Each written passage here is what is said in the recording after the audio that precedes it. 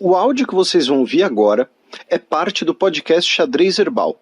Caso vocês queiram ouvir mais sobre esse assunto e outros temas de política internacional, é só ir em xadrezherbal.com. Passemos agora para o cheque, no qual eu e o Felipe daremos aquele tradicional peão pela nossa quebrada latino-americana.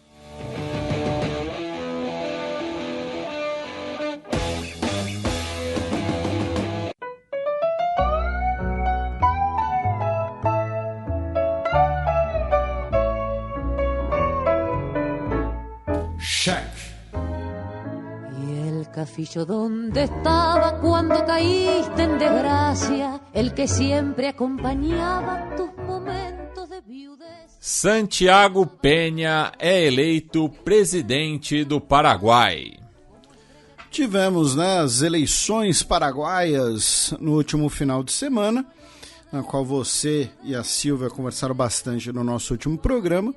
E o Santiago Peña, do Partido Colorado, o Partido Conservador Paraguaio, manteve a hegemonia do partido, levou aí 44% dos votos, ficou em primeiro, né? Lembrando que no Paraguai não tem segundo turno, então ele é eleito mesmo sem ter a maioria dos votos. Em segundo lugar ficou o Efraín Alegre, né, da Concertación de Centro-Esquerda, com 28,2% dos votos. Em terceiro lugar ficou o paraguaio Cubas, né, o já apelidado aí, né, de Bolsonaro paraguaio, enfim, do Partido da Cruzada Nacional, que é o partido populista de direita do Paraguai, ficou aí com 23% dos votos. E o José Luiz Chilaver ficou com menos de 1% dos votos, ficou em quinto lugar ele. Ele que de ídolo nacional não conseguiu encher um estádio com o número de eleitores que ele conseguiu. Compareceram às urnas 63% dos eleitores. No Senado, um aumento de quase 2% em relação às últimas eleições. No Senado, o Partido Colorado vai ter aí a maioria, com 23 assentos. Ganhou 6 em relação ao último pleito. Exatamente. A Frente Iguaçu, por sua vez, perdeu 5, né? Foi a grande perdedora.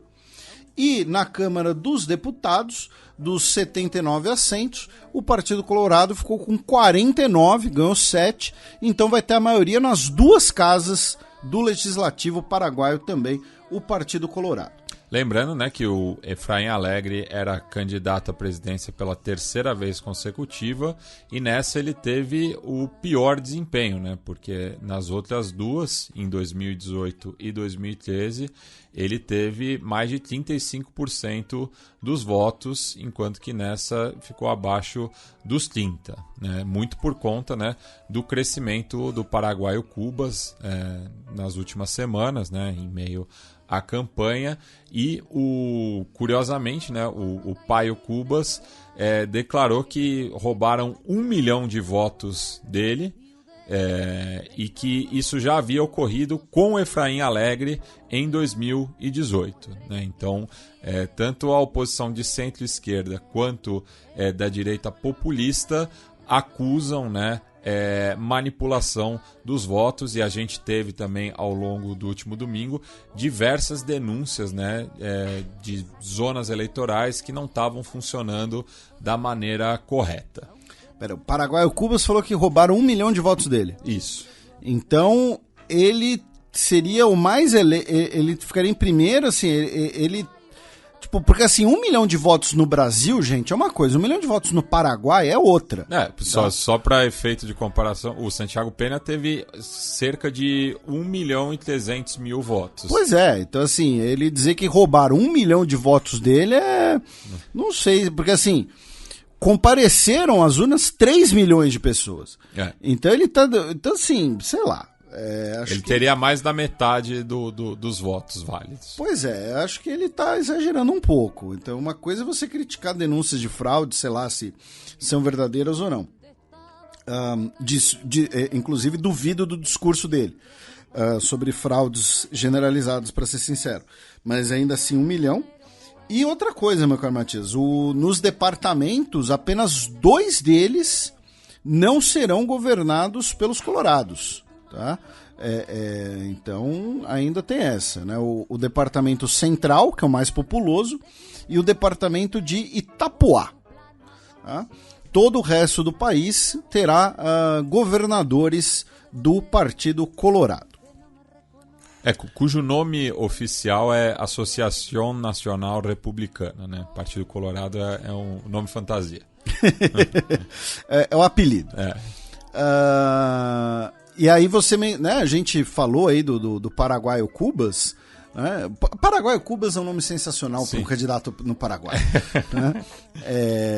Mas vários apoiadores dele, né, inclusive, tomaram as ruas de Assunção e tal, protestando, porém, né, basicamente todas as principais lideranças internacionais, tanto regionais quanto globais, parabenizaram o Santiago Peña, tá? Incluindo aí o presidente Lula, o governo dos Estados Unidos, né? O Lúcio Arce, da Bolívia, né? País vizinho, o Alberto Fernandes. Então, assim, ninguém deu vazão, digamos assim, ao discurso de alguma fraude generalizada, né? Alguma coisa assim, e a gente sabe que isso é muito importante nessas horas. Então, porque senão você vai ficar gritando sozinho, você vai ficar falando com a parede. A vitória do Santiago Peña, meu caro Matias, não sei se você vai concordar ou não, mas eu particularmente achei boa para o governo Lula, por 2 motivos.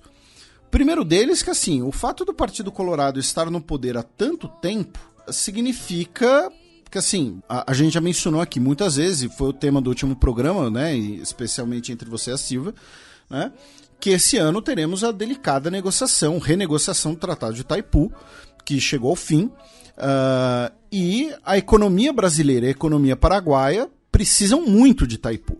Né? Itaipu gera cerca de 17% de toda a energia elétrica consumida no Brasil, que é uma das 10 maiores economias do mundo. Itaipu é uma das principais fontes de divisas para a economia paraguaia. E os paraguaios desejam o direito, né, de serem melhor remunerados pela sua energia, ou então de poderem vender energia para quem quiserem. E por que eu acho que foi uma boa para o governo Lula? Primeiro porque, assim, os governos brasileiros, no plural, e os governos paraguaios, né, você já tem diversas pontes estabelecidas pelo fato do Paraguai viver essa hegemonia, essa hegemonia muito se deve, inclusive, à ditadura do Stroessner. O Stroessner, que inclusive parte da formação dele como militar foi no Brasil. Né? O caso Santiago Peña, né, ele é muito próximo do Horácio Cartes. Então você tem elos, né, Brasil, Partido Colorado. São elos, não são mais não apenas elos Brasil-Paraguai, mas também elos Brasil-Partido Colorado. E essas portas de negociação se mantêm. Certamente nós já tivemos negociações prévias, né, já temos consultas entre os 2 países que ainda não foram divulgadas ao público. Então, assim, o Efraim Alegre tinha a possibilidade de querer dar uma guinada muito grande nessas negociações, até para ele mostrar serviço, até para ele se diferenciar do Partido Colorado, enfim, não estou criticando ele por isso. Estou dizendo que a falta de mudança nesse caso, pensando na lógica do governo brasileiro, é boa. E segundo, é uma coisa que a gente já tinha até comentado aqui no programa, né? Em caso de uma vitória da esquerda no Paraguai, o fato é, o Brasil, ao renegociar Itaipu com o Paraguai, provavelmente vai ter que fazer concessões ao Paraguai, tá? Porque não tem como você mudar Itaipu do lugar, e metade de Itaipu é do Paraguai. Ah, mas Felipe, por que metade de Itaipu é do Paraguai se o Brasil que financiou a obra, se o Brasil construiu? Porque o Rio é metade deles, gente. Tá? A questão é essa. E, inclusive, existe uma retórica no Paraguai de que o Brasil invadiu, né, parte do território paraguaio. Isso, nos protestos de 2019, né, a gente falou muito disso, né, Itaipu é uma questão nacional do Paraguai também, né, o Brasil é um país, é visto às vezes como um país imperialista em vários setores do Paraguai, então o Brasil provavelmente vai ter que fazer concessões ao Paraguai, tá, gente, porque, enfim, o Brasil, você vai ter que negociar de alguma maneira, e as condições de 50 anos atrás, o Paraguai não vai aceitar de novo. Tá? Até porque eram condições que foram aceitas por uma ditadura extremamente personalista, que não devia satisfações ao público. né? É muito mais fácil você negociar com ditaduras, porque se você agradar o ditador e o círculo próximo dele, dane-se o resto. Apenas lembrando, né, que o nome de Ciudad del Este àquela época era Puerto Stroessner. Pois é, o cara vivo. Né? Então, assim, o Brasil provavelmente vai ter que fazer concessões ao Paraguai, porque não tem como você levar Itaipu para outro lugar e metade do Rio é do Paraguai. É território soberano Paraguai. Então, se o governo Lula fizesse concessões, se o Brasil, sob o governo Lula, melhor dizendo, se o Estado brasileiro, sob o governo Lula, fizesse concessões ao Paraguai com um governo de esquerda no Paraguai, certamente nós teríamos muito forte na mídia aquela retórica de que o Brasil fez concessões porque é um governo de esquerda. O Brasil está sendo legal porque é o governo de esquerda. Então você manter o governo conservador significa que essas concessões, que são provavelmente inevitáveis, você diminui esse impacto eleitoral, esse discurso eleitoral interno no Brasil. Por isso que eu acredito que a vitória do Partido Conservador nesses dois quesitos foi inclusive boa para o governo Lula. Mas, né, lembrando, o Penha assume só daqui a alguns meses ainda, né, por alguns meses ainda é o Mário Abdo Benítez. As negociações, né, que já começaram, inclusive, né, mas vão continuar agora. E o Mário Abdo Benítez e o Penha que não são brothers. Sim, né? o Penha é um homem forte do cartismo. Isso. E, né, inclusive o Penha, o discurso de vitória do Penha, você não pensa que ele está sucedendo alguém do mesmo partido. Ele falou, não, depois de anos de instabilidade e de desemprego e de crise e tal, você não pensa que ele está sucedendo alguém do mesmo partido, né? Então, ele e o Marito não são nem um pouco amiguinhos. Inclusive, disputaram as eleições internas do Partido Colorado em 2017. Isso. Quando o Penha era acusado de ser colorado de ocasião, né? Enfim, então, mas tá aí, temos um novo presidente no Paraguai, mantendo a hegemonia do Partido Colorado. Isso porque ele havia sido filiado ao Partido Liberal Radical Autêntico, né? E mudou de casaca porque o papai Horácio Cartes mandou. E aí a gente vem rapidamente para o Brasil, tá, meu caro Matias? Já que, primeiro, foi anunciado hoje, tá, dia 4 de maio, se bem que agora a gente já passou da meia-noite, né? Mas agora, dia 4 de maio, o governo Lula convidou os demais chefes de Estado sul-americanos para uma cúpula de presidentes da América do Sul em Brasília no dia 30 de maio de 2023 para reativar a agenda de cooperação sul-americana, tá? Também em relação ao Brasil, o Mauro Vieira, o ministro das Relações Exteriores, está na Bolívia, né? Ele se encontrou com o seu homólogo boliviano, também se encontrou com o Lúcio Arce, né? E segundo, né, foi noticiado, a ideia é reativar a agenda de cooperação entre Brasil e Bolívia, né, destacando, é claro, a questão energética, né, gás natural, que o Brasil é um grande comprador boliviano, e potencial cooperação em hidroeletricidade. Antes da Bolívia, o Mauro Vieira esteve no Equador, tá? Se encontrou com o seu homólogo, né, o Gustavo Manrique, também teve uma breve visita ao Guilherme Lasso, já vamos falar um pouco mais dele, né? E apenas repercutindo, já que em abril, né, nós tivemos a visita do Lula à Espanha e a Portugal. Você e a Silva mencionaram isso no programa passado. Eu só vou trazer aqui um complemento para os nossos ouvintes, né, que, especialmente se você estuda para o CACD, se você é internacionalista, né, vocês darem uma olhada na declaração conjunta, né, entre Brasil e Portugal, né, por conta da cimeira luso-brasileira. Lembrando que quando Portugal recebe o Brasil é a cimeira, não é cúpula, tá? Isso é sério, tá? Então leiam a declaração conjunta, tá? Que inclui quase 100 pontos, né? Incluindo um ponto sobre a Ucrânia, um ponto sobre Golfo de Guiné, tá? Um ponto sobre Moçambique, sobre cooperação no Conselho de Segurança da ONU, enfim, temas muito importantes para diversas provas, né? E também tivemos a declaração conjunta com a Espanha, tá? Onde né, o Lula conversou sobre Ucrânia também, lembrando que o Pedro Sánchez recentemente esteve na China, né? Então são apenas os meus complementos e minhas sugestões, tá?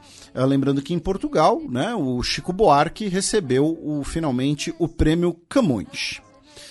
Também em relação ao Brasil, meu caro Matias, outras 3 notícias, né? Uma delas, do último dia 26, que a Corte Interamericana de Direitos Humanos começou, né, o julgamento contra o Brasil por violações de direitos de comunidades quilombolas, né, da região da base de Alcântara, né, no Maranhão, né? Lembrando que esse caso ele já é antigo, né? Porque a base de Alcântara ela foi construída ainda durante a ditadura. A denúncia foi levada à Corte Interamericana em 2001, né? Só que com a reativação, né, da base de Alcântara e o acordo, né, com os Estados Unidos por uso de Alcântara em 2020, né, nós tivemos, em 2019, desculpem, nós tivemos a retomada, né, desse caso. A segunda questão é que também foi anunciado no fim de abril que o Celso Amorim, o assessor especial do Lula para temas internacionais, vai visitar a Ucrânia, né? Ele que visitou a Rússia, depois visitou a França, e aí recebeu algumas críticas por não ter visitado a Ucrânia, embora não dê para você ir da Rússia para a Ucrânia, tá? É importante lembrar disso, né? Mas agora foi anunciado que o Celso Amorim vai visitar a Ucrânia, provavelmente se encontrará com o Zelensky. E finalmente, também no fim de abril, o governo Biden anunciou, né, que subiu, né, o montante da doação para o Fundo Amazônia de 50 para 500 milhões de dólares depois da visita do Lula à China.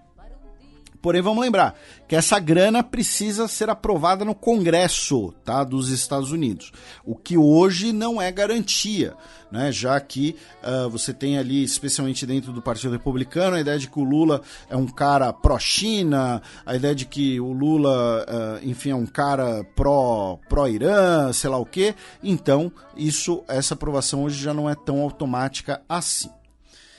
Aí, meu caro Matias, nós vamos para a Argentina, né? Já que o Alberto Fernandes, que não será candidato à presidência, visitou o Brasil na última terça-feira, dia 2, né, em Brasília, para conversar sobre a crise econômica argentina. Porém, o Alberto Fernandes, né, voltou de mãos vazias, tá? Mas com a promessa do Lula de que o Brasil, né, vai articular junto ao BRICS, né, e ao Banco dos BRICS um socorro à Argentina para que, abro aspas para o presidente Lula, o FMI tire a faca do pescoço da Argentina. E curioso você ter usado a expressão mãos vazias, porque os críticos do Alberto Fernandes costumam reparar que ele é um homem de tato, vamos dizer assim, porque nas fotos oficiais ele está sempre agarrando os seus pares. Pois é, mas voltou de mão vazia. Mas não foi de propósito, juro para você. Outras notícias argentinas, meu caro Matias, uma delas que eu não lembro se a gente comentou ou não, mas talvez seja redundante, mas a Argentina, no último dia 17 de abril, foi anunciado que a Argentina vai receber a Copa do Mundo de futebol sub-20, né, substituindo a Indonésia. E a gente repercutiu a notícia da Indonésia aqui porque a Indonésia ia receber o torneio, porém a FIFA retirou, né, o torneio da Indonésia depois que as autoridades indonésias se recusaram a receber a delegação israelense, mesmo de forma ali ad hoc apenas para o torneio. Então o torneio agora será realizado na Argentina. No dia 28, tá, a Argentina acatou, tá? Uma decisão da Corte Interamericana de Direitos Humanos, que a gente acabou de mencionar, né?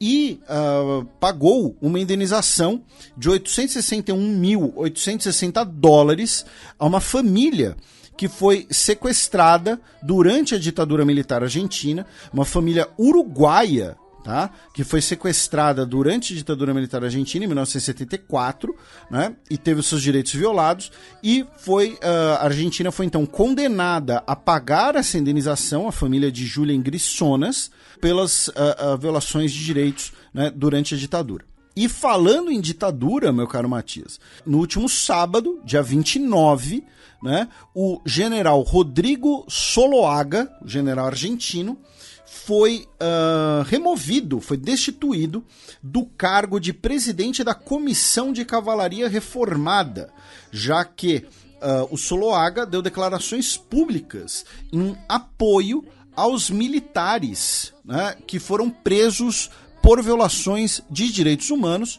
e elogiou a ditadura militar do país. Tá? E por conta disso, o ministro da Defesa, né, o destituiu do cargo, e o ministro da Defesa, o Jorge Tayana, afirmou que estamos completando 40 anos de democracia em 2023, não vamos tolerar esse tipo de manifestação. Né? Fica aí a lição. Da Argentina, meu caro Matias, nós vamos para o Chile, rapidamente, já que nesse final de semana, agora, no dia 7 de maio, nós teremos a eleição do Conselho Constitucional do Chile, né, que vai debater a elaboração, né, da nova Constituição, de uma nova Constituição, lembrando que serão eleitos pelo voto popular, mas no modelo parecido da eleição do Senado, tá, com alguns representantes por região, serão no total 50 assentos. Do Chile, meu caro Matias, vamos para o Peru, tá? Já que a Comissão Interamericana de Direitos Humanos denunciou o governo peruano, né, por indícios de detenções arbitrárias e execuções extrajudiciais de dezembro de 2022 a fevereiro de 2023, quando foram registrados 50 mortes de manifestantes nos protestos contra a Dina Boluarte. Tá? Foi apresentado o relatório depois de uma missão investigativa da corte que apontara a responsabilidade de agentes do Estado em múltiplas mortes de civis. Tá? Então, acusação formal contra o Peru. Principalmente nas cidades de Ayacucho e Puno, né, onde a repressão foi mais violenta. Do Peru, nós vamos para o Equador, meu caro Matias, já que no domingo, dia 30, 10 pessoas foram mortas em Guayaquil, tá? Devido a diversos episódios de violência armada. Lembrando que Guayaquil, né, é o principal porto equatoriano, que está diretamente ligado, né, à guerra do narcotráfico no país, e, em consequência, o governo Guilherme Lasso, na quarta-feira, dia 3, né, ampliou a atuação dos militares, né, na segurança do país, e classificou o terrorismo como uma ameaça real ao Estado equatoriano. Tá? A gente já falou algumas vezes aqui sobre a atual situação no Equador, né? que vive basicamente uma guerra entre facções pelo controle do narcotráfico, não pela distribuição no próprio Equador, mas pelo uso do porto de Guayaquil para o fluxo de drogas. Do Equador, nós vamos para El Salvador, onde o ex-presidente Maurício Funes está sendo julgado por ter supostamente negociado uma trégua ilegal com as gangues quando ele era presidente. Porém, o ex-presidente Maurício Funes não está em El Salvador, ele está sendo julgado em absência, né? Ele está, nesse momento, em asilo político na Nicarágua, e ele tuitou, tá, dizendo que ele nunca ordenou ou autorizou qualquer negociação com as gangues, e que a trégua entre a Mara Salvatrucha e a Barrio 18 foram negociadas entre as próprias gangues. Foi uma decisão das gangues sem ligação com o governo. Tá? De El Salvador, vamos para Guatemala, já que o presidente guatemalteco, o Alejandro Giammattei, visitou a República de Taiwan, palavras dele, né, no último dia 25 de abril. Lembrando que a Guatemala é um dos 13 países, né, que ainda reconhece Taiwan, o principal deles é o Paraguai, depois vem talvez justamente a própria Guatemala, né? E assim, o termo República de Taiwan é muito esquisito, porque o nome do país é República da China, né? Então ele quis dizer, talvez ele quis prestar apoio à independência de Taiwan, mas não usou o nome oficial do país, enfim. E a República Popular da China, a China continental, obviamente, protestou, né, contra a visita, porém, no final do discurso ele disse que a Guatemala apoiará sempre uma Taiwan livre.